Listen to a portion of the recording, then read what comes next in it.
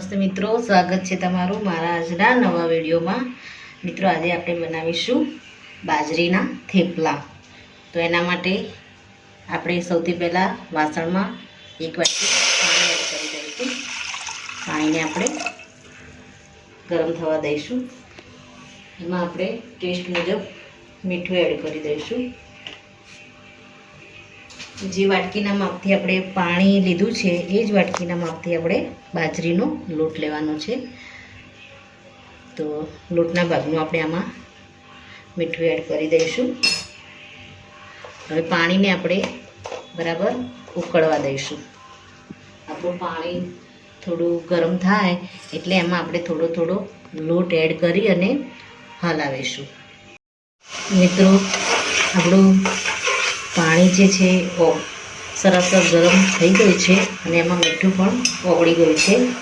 હવે આપણે બાજરીનો લોટ લઈશું એક વાટકી। જે વાટકીના માપથી આપણે પાણી લીધું છે એ જ વાટકીના માપથી આપણે લોટ લઈએ છીએ અને એને આપણે થોડો થોડો ઉમેરી અને આ રીતે વેલણની મદદથી આપણે એને હલાવીશું।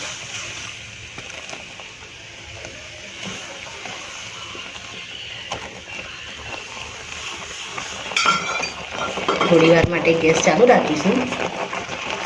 આપણો લોટ સારી રીતે મિક્સ થઈ જાય એટલે આપણે ગેસને બંધ કરી અને વાસણને ઢાંકી દઈશું અને લોટને વરાળે જ આપણે થોડો બફાવા દઈશું।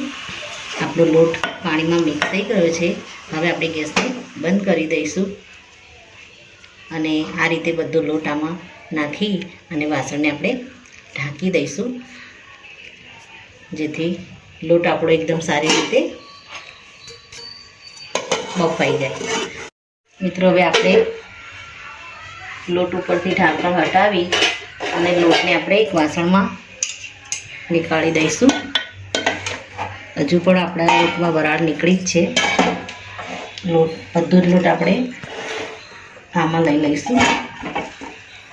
આપણો લોટ ગરમ જ છે।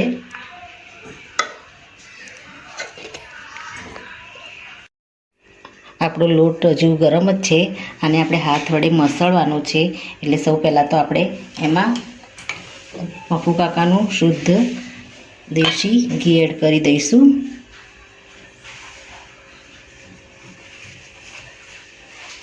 હવે આને આપણે હાથની મદદથી મિક્સ કરી દઈશું લોટને।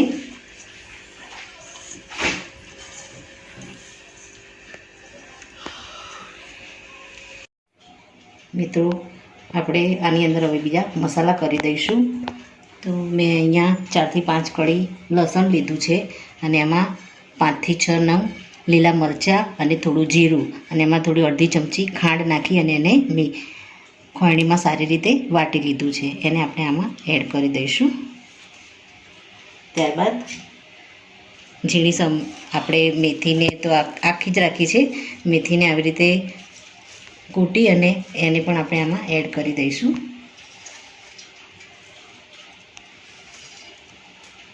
ત્યારબાદ આપણે થોડી પાલકને પણ સમારીને તૈયાર કરી છે। એને પણ ધોઈ અને સમારી લીધી છે। એને પણ આપણે આમાં એડ કરી દઈશું।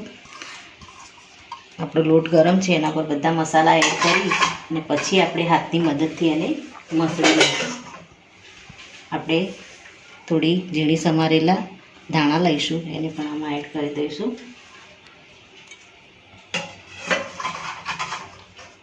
ત્યારબાદ થોડો અજમો એડ કરીશું એમાં। અજમાને આપણે હાથથી થોડો મસળી અને આમાં નાખી દઈશું।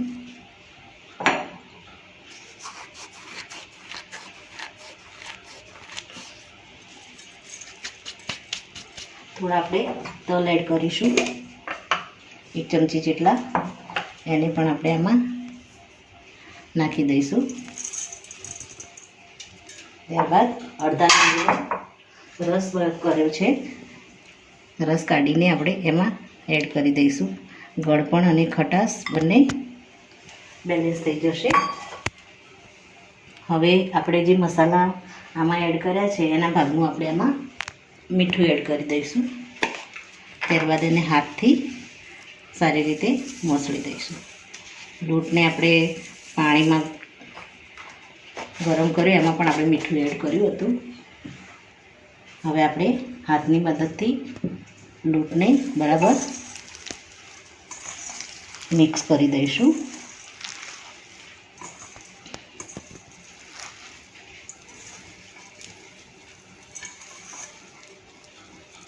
એમાં આપણે થોડી હળદર એડ કરીશું,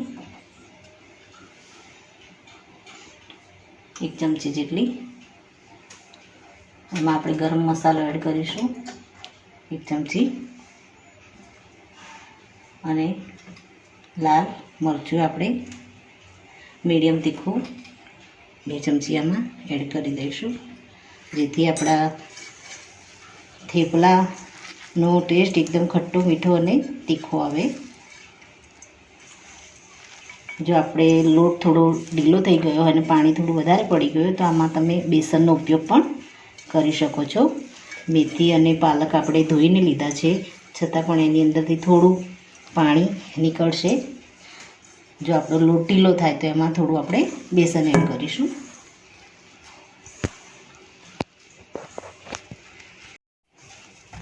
મિત્રો આપણો લોટ થોડો ઢીલો લાગી રહ્યો છે તો આપણે એમાં થોડું બેસન એડ કરી દઈશું, 1 ચમચી જેટલું, અને આને સારી રીતે ભેળવી લઈશું.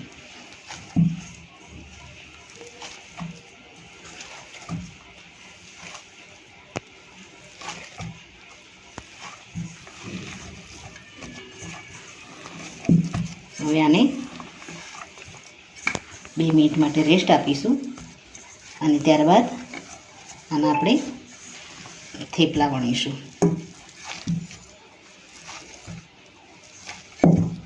થોડું આપણે તેલ લગાવી લઈશું. હાથમાં થોડું તેલ લઈ અને લોટ ઉપર આપણે લગાવી દઈશું.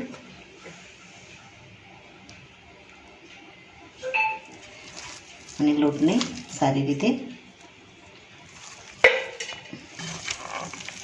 ભેગો કરી લઈશું. તો મિત્રો આપણે હવે લોટને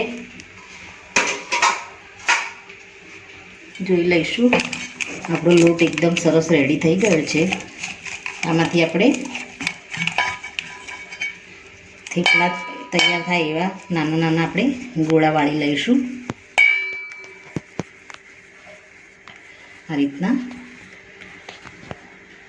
આ રીતે ગોળા વાળી અને પછી આને પાટલી ઉપર વણી લઈશું.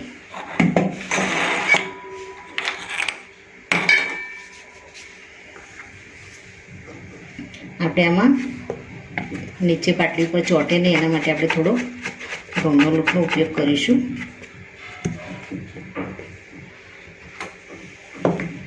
ઘઉંના લોટથી આપણે થોડું આ રીતે પ્રેસ કરી અને વેલણની મદદથી આપણે આને હળવા હાથે વણી લઈશું.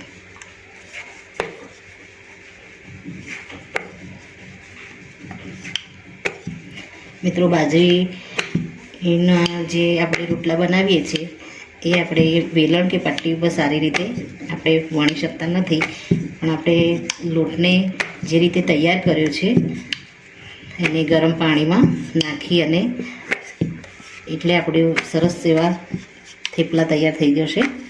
આ રીતે આને આપણે નોનસ્ટિક ઉપર ગરમ કરી દઈશું.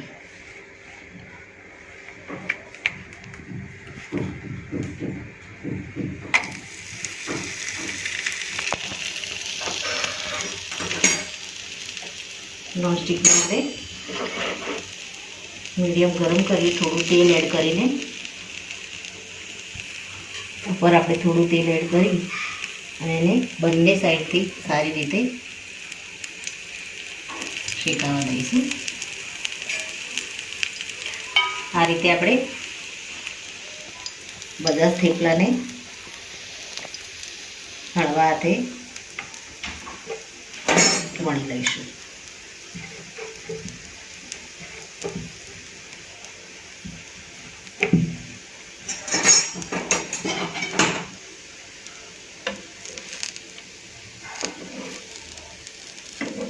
તો આપણે થેપલાને આ રીતે ફેરવી અને ઉપર થોડું તેલ એડ કરી અને એને સારી રીતે શેકી લઈશું.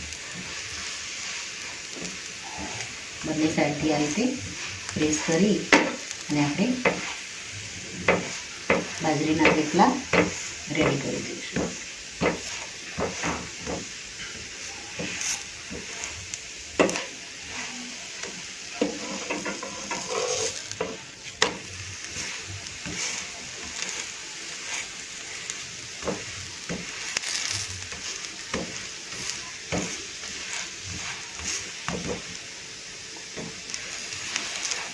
મિત્રો, શિયાળામાં તો આ રીતે જો થેપલા બનાવી અને તમે ખાઓ તો બાજરી છે શિયાળામાં ખાવામાં પણ સારી છે અને પચવામાં પણ સારી છે. આ રીતે પાલક, મેથી અને બાજરીના લોટના થેપલા આપણે બનાવીને રેડી કરી દીધા છે અને આપણે કલર વાસણમાં લઈ અને એને સર્વ કરી દઈશું. બંને સાઈડથી આપણા થેપલા એકદમ સરસ શેકાઈ ગયા છે. તો મિત્રો, આ રીતે આપણે બધા થેપલા રેડી કરી દઈશું. તો મિત્રો, રેડી છે આપણા બાજરીના લોટ અને પાલક મેથીમાંથી બનેલા ગરમા ગરમ થેપલા. એના ઉપર આપણે શુદ્ધ દેશી ઘી એડ કરી અને એને સર્વ કરીશું. આને તમે બાળકોને ચા સાથે આપી શકો છો અને નાસ્તામાં દહીં અને આપણે લસણની ચટણી સાથે સર્વ કર્યા છીએ. તો મિત્રો, આ સાથે મારો આ વિડીયો અહીંયા પૂરો થાય છે. જો મારો આ વિડીયો તમને ગમ્યો હોય તો લાઈક કરજો, શેર કરજો અને તમારી ચેનલ દેશી સ્પૂનને સબસ્ક્રાઈબ જરૂરથી કરજો અને કમેન્ટમાં જરૂરથી લખજો કે મેથી બાજરીના થેપલા તમને કેવા લાગ્યા. ફરી મળીશું એક નવા જ વિડીયો સાથે. ત્યાં સુધી આવજો મિત્રો. Thank you.